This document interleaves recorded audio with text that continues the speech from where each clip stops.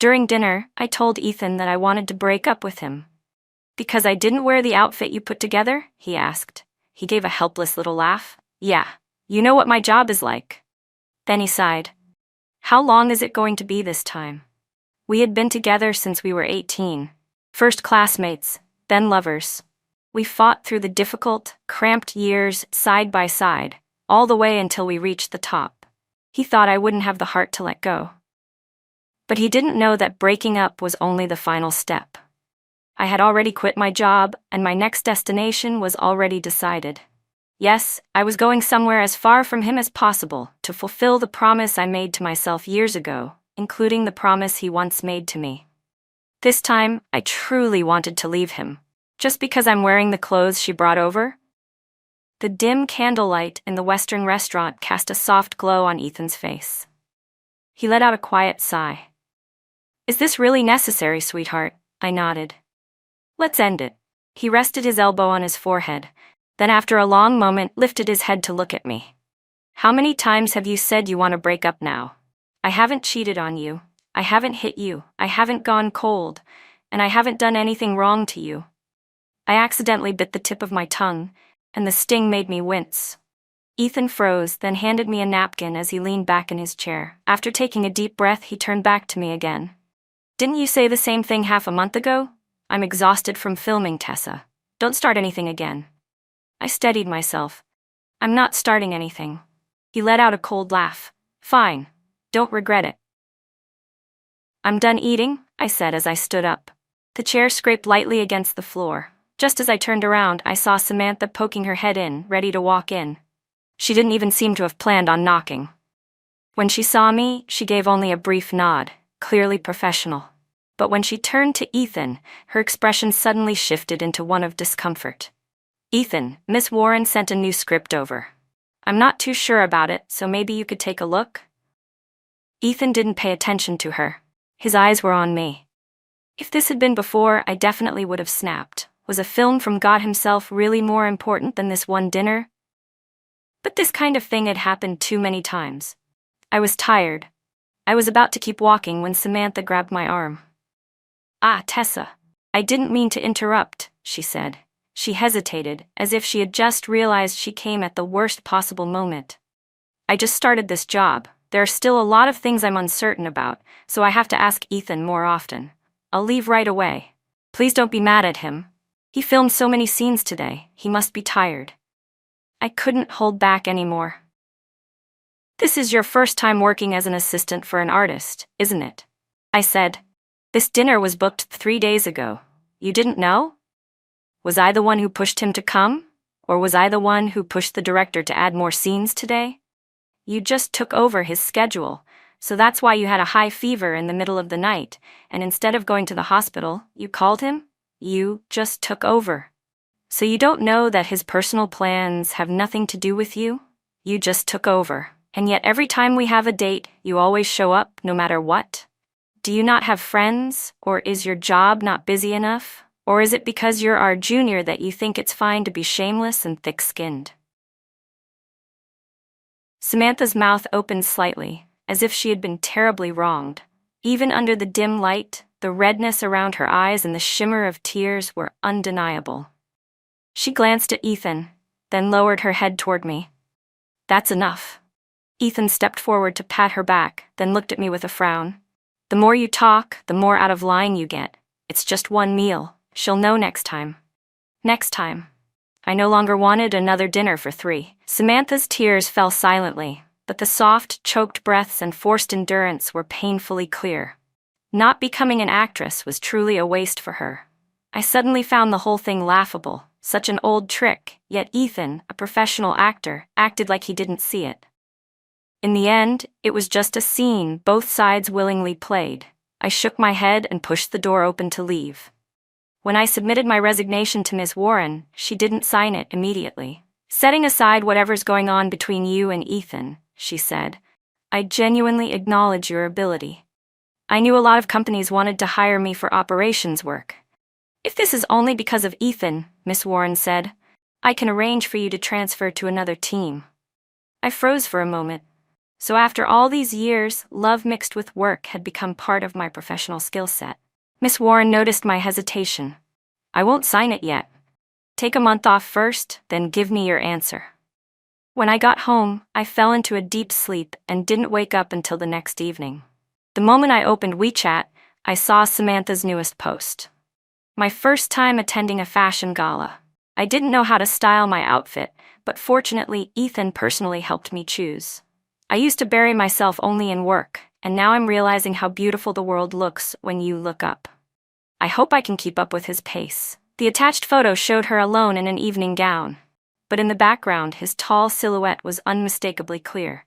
A cautious, secretly taken picture, her longing embroidered all over it. And the outfit he wore, the black suit, was the very one I had picked out for him yesterday. My phone chimed right on cue. I wore it. Are you satisfied now? He included a full-body mirror selfie. Almost 24 hours had passed, and he still thought everything revolved around whether he wore a certain outfit or not. I scrolled through all the tasks related to his public image on my work device. Every carefully edited photo, every line of promotional content crafted for his persona, even the precise timing of each post down to the minute. All these years, he had never once deviated from the image I built for him. But he had already strayed far from the trajectory of my life. I deleted his contact information. Then I erased every file connected to his name. The next day, I went back to my old home. My grandmother stared at me, startled. Why are you so skinny? Aren't you making lots of money now? Don't tell me you can't even afford to eat. She touched my face with a pained look. Where's that Ethan boy? Why isn't he with you? You're not eating and he just lets you be? Yet he still dresses himself up in fancy perfume and all that? I turned my head and saw his new drama playing on the TV. I didn't even bother explaining that actors always look rounder on screen. In reality, Ethan was very thin, but someone else would eventually take care of his meals and sleep. It wasn't my job to feel sorry for him anymore. I threw myself into my grandmother's arms. I'm starving. I want tomato and egg noodles. After slurping down the whole bowl, I finally said it. Grandma, I think I'm about to be unemployed. You've got to take care of me. She was still clearing the dishes, her hands never stopping. I'd love that. But you're the one who can't sit still. And how long can you really stay away from that Ethan boy? You're just like your mother. You can't be saved. I wrapped my arms around her thin frame from behind.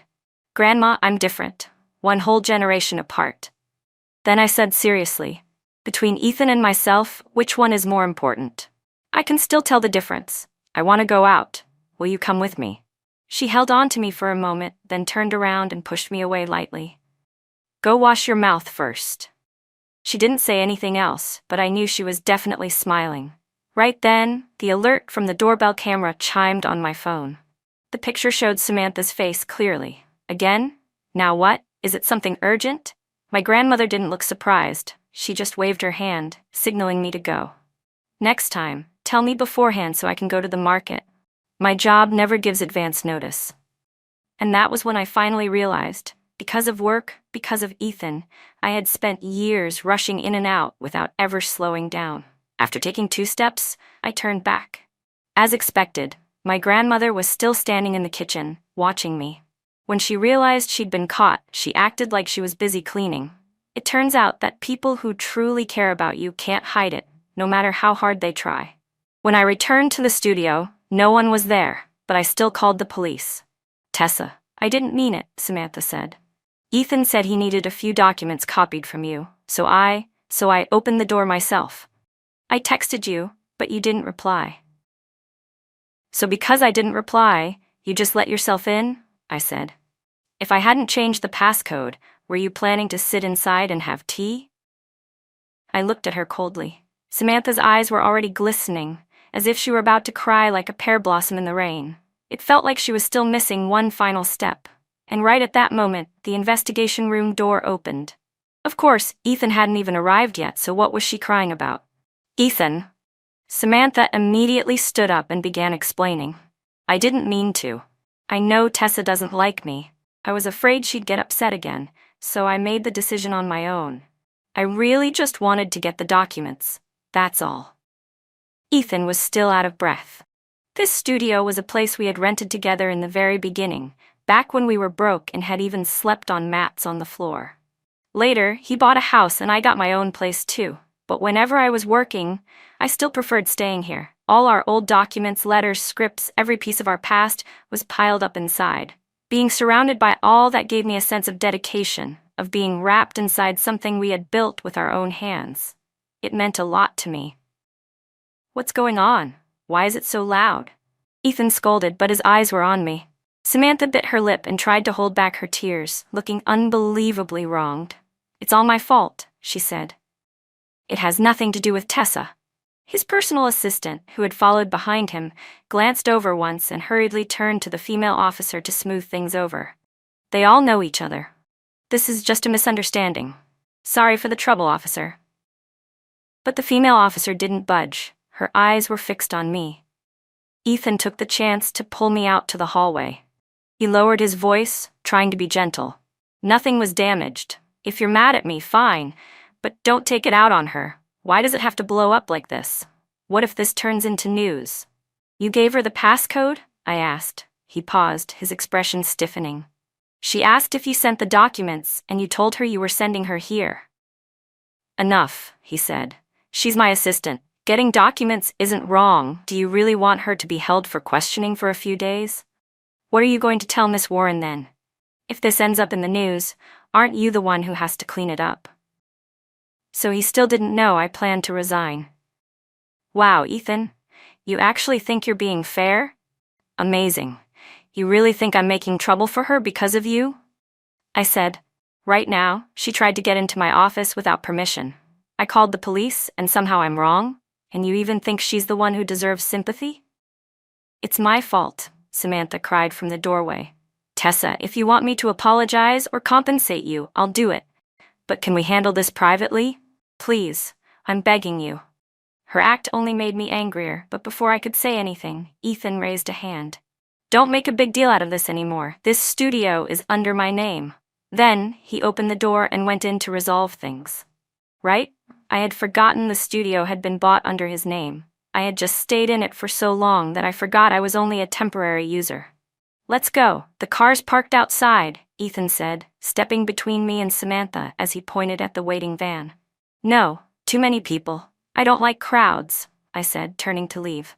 "Is that actor Ethan over there? I heard he has a longtime girlfriend. Who's that? Must be the one inside, right? And the girl outside looks mad enough to explode." Sounds about right? A small group of strangers had gathered out of nowhere, whispering and gossiping.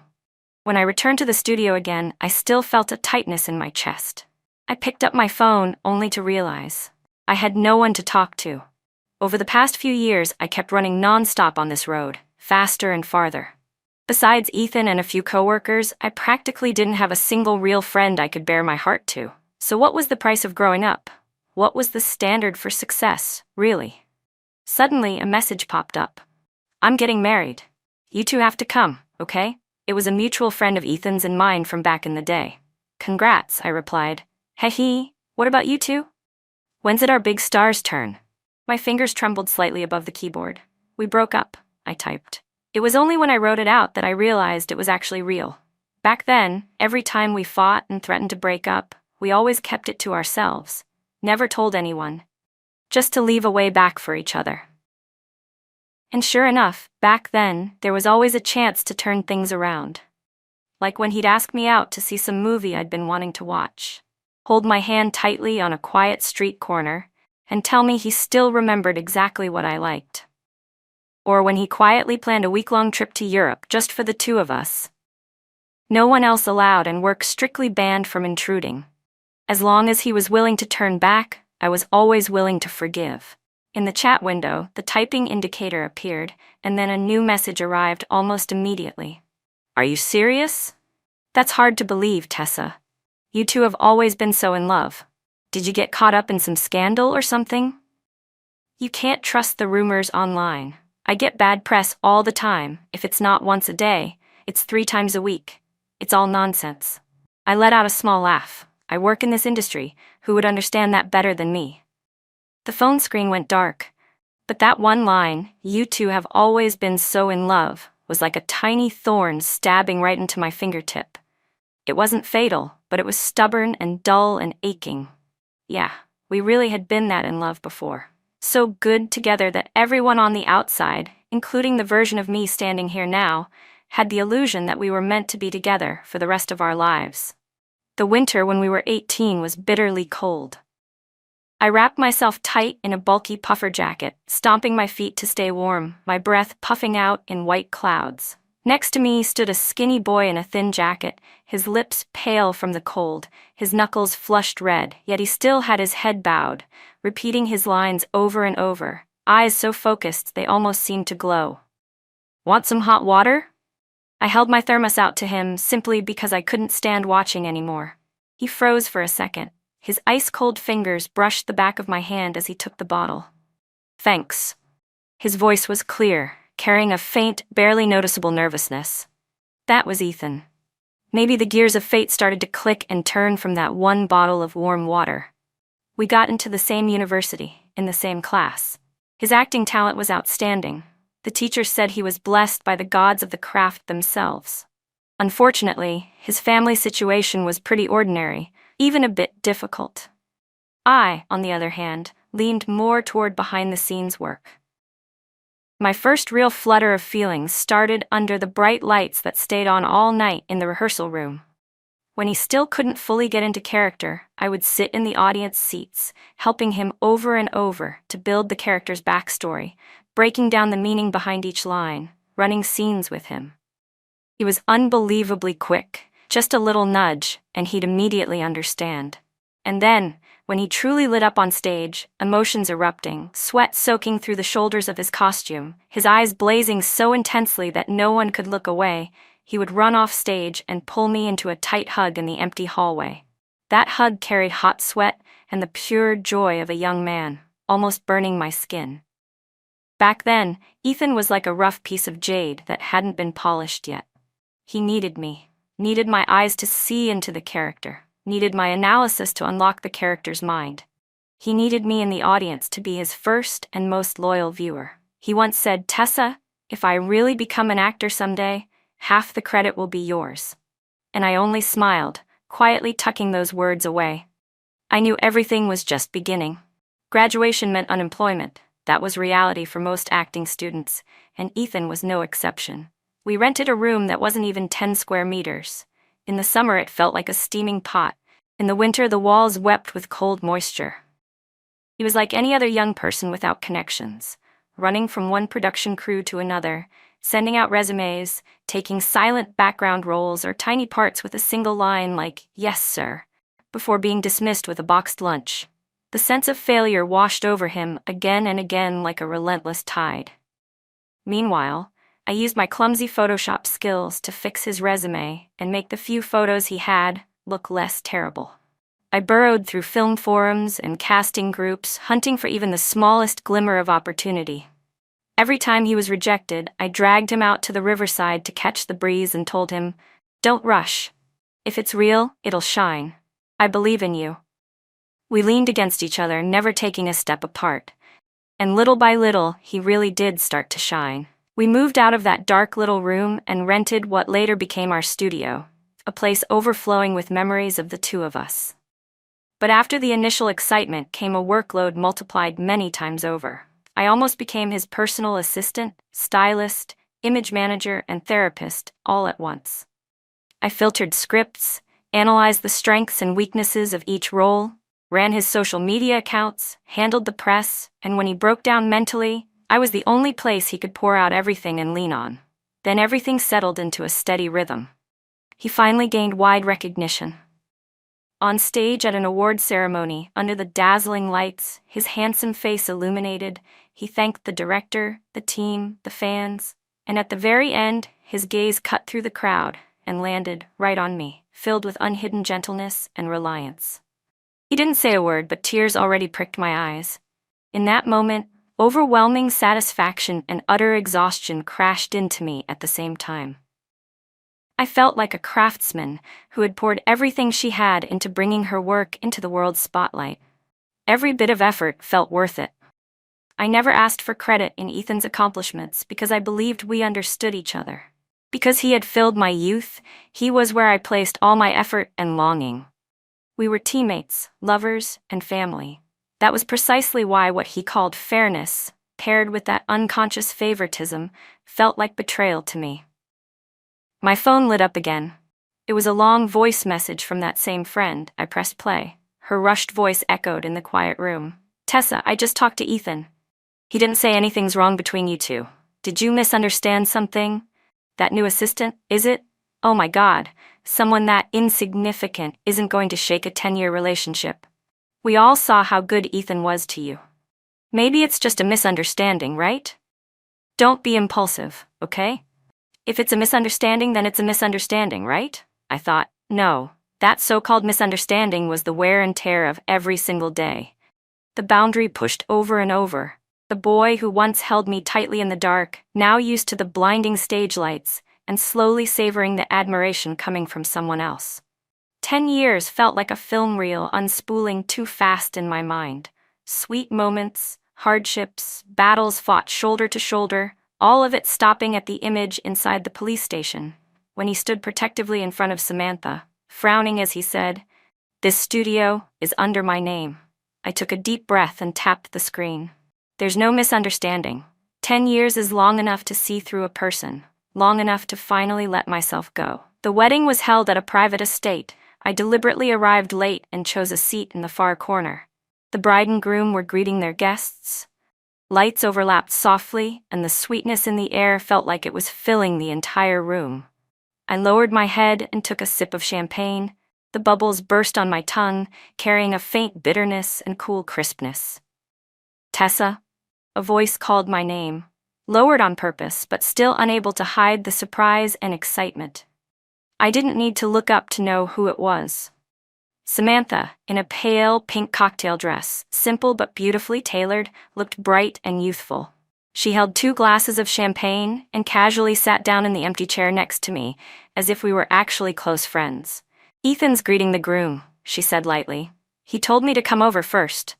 She pushed one of the glasses toward me with a sweet smile. "Tessa, about what happened at the studio last time, I really am sorry. I was impulsive. Ethan scolded me a lot afterward. I've reflected on it deeply. This drink is my apology to you. I hope you won't be mad at me anymore, and don't be mad at Ethan either, okay?" She blinked her big, watery eyes, her voice so soft it was almost dripping. I looked at the clear glass but didn't touch it. "I accept the apology," I said calmly. My eyes drifted past her, toward the distance, toward Ethan, who was chatting with the bride and groom.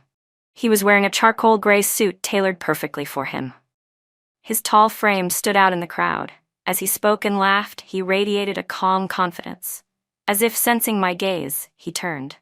When he saw Samantha and me sitting together, his face relaxed instantly into a relieved, slightly comforting smile. He even raised his glass toward me from afar, as if saying, "Good. Finally settled." Look at him. He was definitely thinking Samantha's apology, and my letting her sit beside me meant that everything had been resolved. He was probably even proud of his ability to fix conflicts. Samantha followed my gaze, and the smile on her lips deepened, carrying a faint but unmistakable hint of triumph.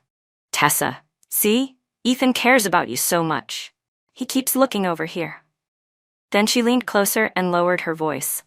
"Honestly, he's been under a lot of pressure lately. He's negotiating several big projects. Miss Warren has been supervising him so closely he can barely sleep. Tessa, is your work still okay?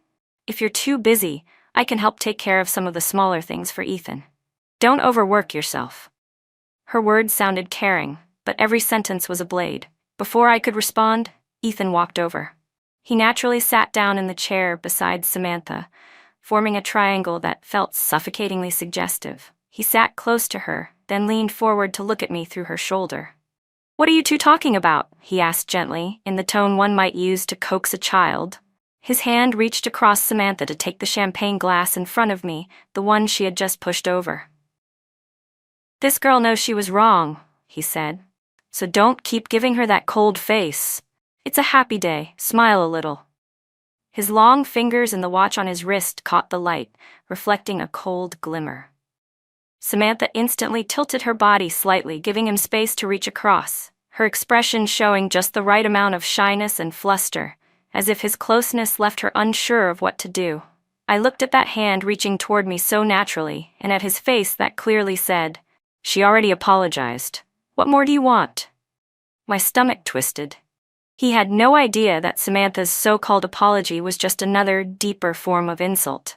The fact that he brought her to the wedding of a mutual friend, a meaningful event for both of us, was in itself a declaration, a humiliation.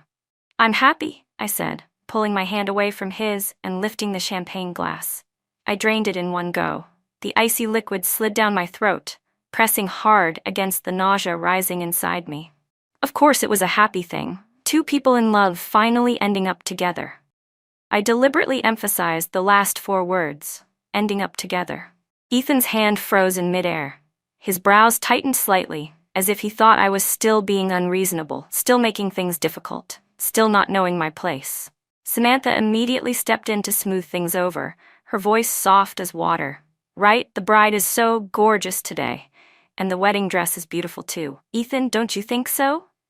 She looked up at him with admiration and dependence glowing in her eyes. Ethan answered casually, but his gaze remained fixed on me, filled with impatience and a hint of probing. "Oh, right," he suddenly added. "Ms. Warren asked about you yesterday. Said she couldn't reach you. Even if you're busy, you still have to take care of your health." His tone carried a note of scolding, as if he truly cared about me. Before I could respond, Samantha let out a sudden gasp. I didn't know how she managed it, but more than half her drink spilled onto her dress. The carefully chosen gown now had a large, ugly dark stain spreading across it. I'm sorry," she blurted, jumping to her feet, cheeks flushing as she looked helplessly between Ethan and me. Her eyes reddened instantly. I didn't mean to. What do I do now?" Ethan immediately stood up, pulling out tissues to help her wipe it. His brows tightened. "How are you so careless?" His voice carried reluctant frustration and a touch of indulgence that was hard to miss. Then he looked up at me. "Tessa, did you bring a spare outfit?" His eyes scanned the hall, clearly trying to find somewhere she could change or clean up. All the guests around us were now drawn to the small commotion. Samantha bit her lip, eyes shimmering with tears, clinging close to Ethan, like a frightened little deer seeking shelter in his arms, as if he were her only refuge. And I was the heartless outsider sitting still at my table. "No, I didn't," I responded calmly. I picked up a tissue and slowly dabbed the corner of my mouth. "But I'm sure the estate has a restroom and an emergency dryer. Since she's your assistant, she should be more familiar with handling things like this than I am." I put deliberate emphasis on the word assistant. Samantha flinched slightly. Ethan looked at me with a complicated expression, disapproving of my coldness, but also pitying Samantha's distress.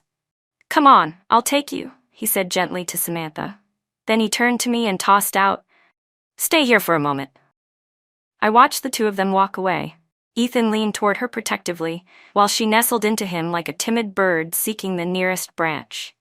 And that stain on her dress, so messy and glaring, hung there like a hideous medal, announcing her temporary victory in this silent war. What a perfectly harmonious picture. I set down my glass, took the chance to say goodbye to the bride. "Oh, Ethan came too?" she asked, surprised. "Doesn't matter," I said with a smile. "Today you're the star. Congratulations." My gaze flicked toward the two figures hurrying back from the distance. Ethan looked obviously anxious, and Samantha had already changed into a pale blue backup dress, appearing even more delicate and pitiful. Then I turned away and walked out into the quiet night without the slightest hesitation. Outside the estate, I faintly heard Ethan shouting behind me, angry. "Tessa, where are you going?" I didn't look back. When I got home in the middle of the night, my grandmother paused for just a second before saying nothing at all. She turned into the kitchen. A pot of soup was reheating on the stove. She'd been preparing noodles for me. "Noodles?" she asked. "Yes," I answered. I leaned against the kitchen doorframe, looking at her slightly hunched but quick-moving figure. My nose stung. This was home. A place where no one asked why, where a bowl of hot soup was enough. "Grandma," I sniffed, "will you go with me tomorrow?" Her hand stopped stirring the soup for a moment, but she didn't turn around. "Where?" she asked. To the place Mom left behind, I said softly. The woman who once opened her eyes because of love. The one who left everything behind. I had been little, and my grandmother was already old and frail when my mother followed a man who only knew how to paint grand dreams by the sea. He said he would open a seaside homestay overlooking the water, blooming with spring flowers. In the end, the homestay was half dead from the start, and that man ran off with all the money, leaving my mother alone by the shore with a pile of debt. She died there, full of sorrow. That rundown homestay became a thorn my grandmother could never pull out of her heart, and a lesson about blind love carved deeply into my childhood. She stayed silent for a long time, long enough for the soup to nearly spill over. Then she turned off the stove, faced me, and said, "Fine, let's go see what that foolish girl left behind, just how bad it actually is." A few days later, my grandmother and I stood before the homestay called Borrowed Time. It sat alone by the seaside cliffs. The salty wind howled, making the old sign creak. The walls were stained, the wooden railing on the balcony was rotting apart, the garden was overrun with weeds, and a few broken beach chairs were tossed crookedly in a corner. A cold, desolate scene. This was the true face of love and promises. My grandmother looked around with tightly pressed lips, saying nothing. She pushed open the rusty gate and stepped inside. No sighing, no complaining. She set her luggage down, rolled up her sleeves, and began pulling weeds in the yard. I rolled up mine and joined her, clearing weeds, cleaning, salvaging whatever furniture could still be used.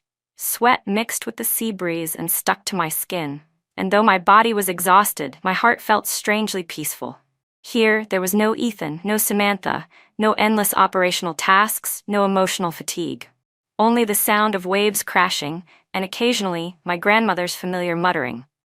We were like two diligent ants, slowly cleaning up the remnants a loved one had left behind. She handled the simple repairs. I began researching how to make the place functional again, contacting roof repairers, replacing rotten wood, repainting walls, the money draining like water. My grandmother winced at every expense, but she didn't stop me. Maybe this was her way of making peace with the past, or maybe she simply wanted to give this wreck a bit of dignity. Over time, life settled into a rhythm that matched the waves. We worked during the day, then in the evenings we sat together on the little balcony we had just cleaned, ate a simple meal, listened to the ocean, and watched the sunset paint the water gold. My grandmother started talking more, sometimes telling clumsy childhood stories about my mother. There was no resentment in her voice anymore, only longing and regret. I listened quietly, and suddenly I felt the thorn called mother inside my chest soften in the sea breeze. Just when I thought life had finally slipped into a new, peaceful orbit, my phone rang. The screen showed Miss Warren's name. I hesitated, then picked up. "Tessa." Miss Warren's voice was unusually urgent. "Where are you? Something big happened with Ethan." I stepped out to the balcony. The sea wind roared against the phone. "Miss Warren, I resigned," I said calmly. "I'd already decided before coming here." "I know," she said quickly, "but now is not the time to talk about that." Her voice was almost breaking. "Ethan's social media account, wasn't Samantha the one managing it? She's caused a huge mess." "What mess?" I asked out of reflex. Then immediately I felt foolish. What did any of this have to do with me anymore? She posted on the wrong account. Those complaints about terrible crew meals, the grumbling about the director being too strict, those were meant for Ethan's private alt account, so he could vent. She posted everything publicly on his official account instead. Even though it was deleted right away, netizens already took screenshots and spread them everywhere. There are already 3 exploding hot search tags. Everyone online was cursing him, calling him arrogant, unprofessional, saying his public image had collapsed. Ms. Warren spoke so fast she was practically out of breath. "And that's not even the worst part," she continued. "Samantha used his official account to like posts dragging other male actors from his generation. A few of them were clearly fan wars, and now the internet's dug up every single one. Other fandoms and casual viewers are mocking him, saying his temperament is awful, saying he's two-faced." I listened, and it wasn't hard to imagine the chaos. With Samantha's shallow mindset and limited abilities, of course she couldn't handle the responsibility of managing his account. An artist is like a live landmine. She only saw the superficial glamour but didn't understand that every caption, every like, every interaction had to be calculated precisely to protect his image. "Miss Warren, this is your team's PR crisis," I said. "You all should handle it. I've reminded you plenty of times already. We are handling it, but the fallout is huge." Her voice was a mix of exhaustion and anger. With things like this happening, the luxury ambassador contract Ethan just secured, the brand already called, their attitude is hard to read. The lead role in Project S is also wavering now. He's like a ghost right now. Miss Warren took a harsh breath. "And the worst part? He just found out you quit. He's losing his mind trying to find you. He called and you didn't answer, went to your apartment and you weren't there, went to the studio and realized you cleared out your things. That's when he panicked for real. He yelled at me, 'Why didn't you tell me sooner?' Tessa, he's in terrible shape. He locked himself in the studio and started smashing things. No one can stop him. I think he finally realized you're really gone, and that you left at the exact moment he needs you the most. If he doesn't cooperate with PR right now, he's done." Miss Warren hadn't even finished speaking when, behind me, the reinforced wooden door of the homestay suddenly crashed open. A gust of sea wind swept in a tall, disheveled figure. Ethan had actually found his way here. His hair was a mess, his eyes bloodshot, veins visible. His expensive suit jacket was wrinkled and crushed in his hand. 2 buttons on his shirt were undone. His whole body radiated a wild, explosive energy. He completely ignored my grandmother, who was fixing a chair in the yard. His burning red eyes locked onto me instantly. "Tessa," he shouted, his voice hoarse, breaking with fury and panic. "You really quit? You actually quit? How could you not tell me?" My grandmother jumped, startled, the hammer in her hand clattering loudly to the ground. She straightened up and stared at the strange man barging into her home, her eyes full of warning. I lowered my phone and gave her a small, reassuring nod. Ethan took several quick steps toward the porch, breathing hard as he looked up at me. "Did you see the hot search tags? Did you see that mess? It's all ruined, everything. The ambassador deal, the projects, the reputation I've built for 10 years gone." He threw an arm out wildly, like a cornered animal. "Are you happy now? Did you know this would happen? Were you waiting to watch me fall apart?" The sea wind tore apart the edges of his words, making them sound even more distorted and pitiful. On the phone, Miss Warren's worried voice was still leaking through. "Tessa? What's happening over there?" I looked at Ethan, the man unraveling in front of me, desperately dumping all blame at my feet, and at last, something heavy settled in my chest. "Ethan," I said, my voice cutting through the wind, calm, almost emotionless. "Your work, your reputation, your projects, what do they have to do with me? Remember? We broke up." He froze as if slapped. His bloodshot eyes went wide. He stared at me with an expression of utter disbelief. Of course, he hadn't forgotten. He just never considered any of it serious. He had forgotten that what I gave him was never something he was entitled to. And as for my resignation, I let out a faint, cold, mocking smile. "Did I need to report it to you? Just like you never needed to tell me why you gave Samantha the studio passcode, or why you brought her to our mutual friend's wedding, or why you let her overstep my boundaries again and again." Ethan's face turned ghostly pale. He opened his mouth as if to say something, but when he met my gaze, stripped of warmth, stripped of anything soft, he found no words. "There's nothing left," I said, looking straight at him, each word hitting like a nail. "You're not welcome here, so please get out of my mother's place." The sound of waves suddenly seemed louder, crashing against the cliffs, as if shattering whatever last glimmer of hope remained in Ethan's eyes. He stumbled back a step, staring at me standing calmly on the balcony, then looked toward my grandmother, who stood like a grim guardian at my side. And finally, he understood. I wasn't turning back. "Tessa, you really want to abandon me?" he choked out. I looked at the man who once shone like light itself, now pitiful to the point of being unrecognizable, yet inside me nothing stirred. "Abandon you?" I repeated his question. "Ethan, you abandoned me first. Or more accurately, you got so used to standing on the pedestal I built for you, so used to looking down on everything, including my feelings." His body trembled. Confusion and pain filled his eyes. "I never meant to throw you away. Samantha, she's just stupid. She's the manipulative one. She's the one who tried to pull us apart. She's the one who ruined everything. And me, I was just too busy, too exhausted, that I became careless with your feelings. But I swear I never loved her. I never betrayed you. I never, physically or emotionally. He spoke as though dumping everything onto Samantha and work would wash him clean, turning him into some kind of blind, unfortunate victim. I let out a quiet, humorless laugh. Ethan, you've acted your whole life. Have you acted so much you've forgotten what it means to be a real person? He flinched, looking up at me with stunned eyes. Betrayal? I stepped down 2 steps, closing the distance between us. Do you think betrayal only means cheating physically? You let her invade our private space. You let her share moments that belonged only to us. You stood right in front of me and protected her, felt sorry for her, let her cling to you like a vine draining away everything that should have been mine. You let her siphon off the attention and security that belonged to me. My voice stayed soft, but every word was a blade. And you enjoyed it. You enjoyed her admiration, her dependence. You liked being needed, being worshipped. Maybe to you that doesn't count as betrayal. Maybe you just forgot the path we walked together. Ethan's face grew paler by the second. The scenes I described hit him like a torn, dust-covered film reel, slamming back into his mind. The rehearsal room lights that stayed on all night, the damp walls of our old rented room, the way his eyes searched for me through the crowd during his award speech, the endless late nights I sat beside him without fail. Maybe only now did he finally understand that his smooth 10-year career didn't come from talent and effort alone. It was because I had silently built a solid wall behind him, shielding him from every storm so he could stand under the bright lights without fear. He had lived with that wall for so long that he forgot it was there.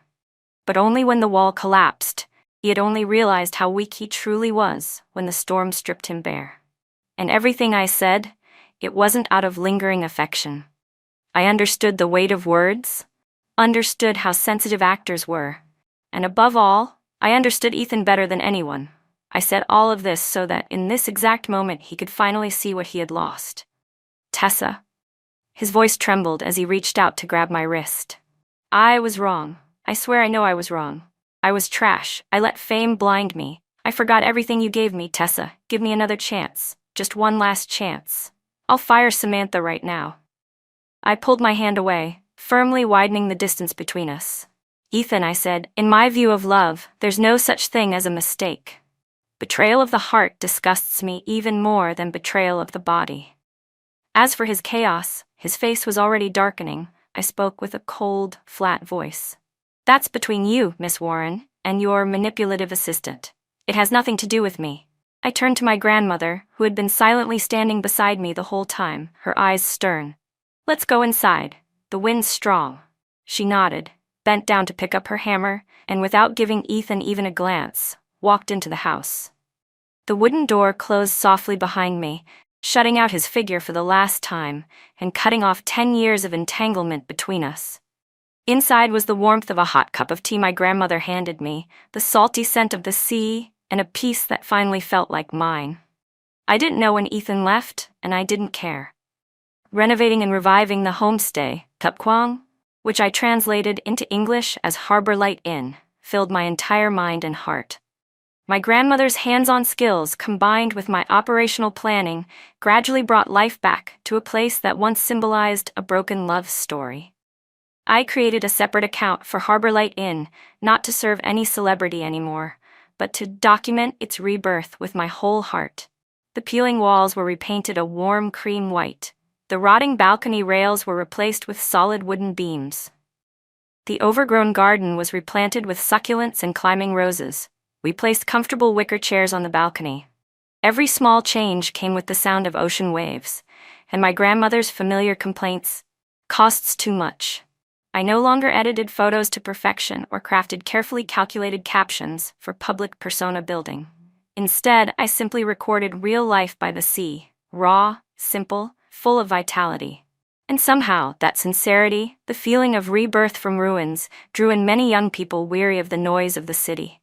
Bookings slowly grew. It wasn't crowded, but it was enough for us to live peacefully. One afternoon, Miss Warren called again. She sounded tired, but calmer. Things on Ethan's side are temporarily handled, but the cost was heavy. He lost the luxury ambassador deal. Project S was cancelled. He's taking a small, independent film now. Consider it a rebuilding period. I see, I answered softly, unsurprised. Samantha was fired. And in the industry. Well, you know what that means. Miss Warren hesitated, then her voice turned serious. Tessa, I didn't call you because of Ethan this time. I want to ask you honestly, are you really planning to stay at that homestay? With your talent, it would be such a waste. I stirred my coffee, eyes drifting toward the deep blue horizon where the sky met the sea. It's good here, Miss Warren. I know, and I'm not asking you to come back just to clean up Ethan's mess, she said quickly. I just signed a new kid. His name is Liam Hayes, fresh graduate from Film Academy. He's talented but wild, hard to tame. He saw the development plans you made for Ethan years ago and loved your way of thinking. He needs someone who truly understands him, someone capable of guiding him. I know you don't want to deal with anything or anyone connected to Ethan, Miss Warren continued. But Liam is completely new. Just help me this once. Or you can just be an advisor from afar. No need to work directly. Just occasional guidance and you'll still be paid. I promise you, won't be shortchanged. The scent of coffee blended with the salty sea breeze. The instincts of shaping an artist, the passion etched deep in my bones, slowly awakened in me with each word she said. Not because of Ethan anymore, but because someone I would guide next wouldn't be him. Let me think about it, I said. I can't give an immediate answer. Of course. Take your time, Ms. Warren replied, her voice clearly relieved. After the call ended, I leaned on the balcony railing, my emotions a tangle. My grandmother came out with a tray of freshly baked cookies. She gave me a sidelong glance. That Warren woman again? Calling you to serve a new master? I burst into laughter and took a cookie. Grandma, can you soften your words just a little? Humph, please. You think I don't understand you? She snorted. All your feelings are written on your face. If you want to go, just go. Staring at this old lady and this rundown house every day, you're wasting your youth. It's not rundown anymore, I said seriously. It's our Harbor Light Inn now. She didn't respond, only nudged the cookie plate closer to me, the corner of her mouth lifting ever so slightly. A few days later, one late afternoon sunset, I was checking next week's booking schedule at the reception desk when someone gently pushed open the front gate. The seashell wind chime hanging on the door jingled softly in the ocean breeze. Hello, do you still have a room available? A young male voice asked, clear, lazy, and magnetic. I looked up. Standing at the entrance was a young man, tall, wearing a simple white t-shirt and loose cargo pants, a huge travel backpack slung over his shoulders. The sunset outlined his tall figure, making him look like a budding sprout full of life, waiting for sunlight and storms to shape him. We do, I said, setting my pen down with a professional smile. How many people? And how many nights? He grinned, revealing a set of straight white teeth, a clean, slightly mischievous smile. His eyes met mine openly, curious and unrestrained. Just me. How long I stay depends on my mood. He drawled the last part as he stepped into the courtyard, dropping his backpack casually by his feet. His gaze swept across the freshly restored yard and balcony, then landed back on me, glimmering with playful sharpness. Bookmark back. This place looks even better than the photos, he said, raising his brows. Is the owner you or your sister? The sea breeze blew through the open gate, ruffling his hair and carrying the scent of sunlight and freedom right toward me. A name flashed instantly in my mind. Liam Hayes. The golden sunset filled the yard, casting a long shadow behind him. The waves kept rolling onto the shore, steady as ever, yet somehow carrying a brand new rhythm. Looking at his youthful, vibrant face, at that gaze full of curiosity and unhidden hunger for the world, I suddenly felt something inside me, long dormant, ignite gently again on the sea wind. A new story, perhaps, had just begun.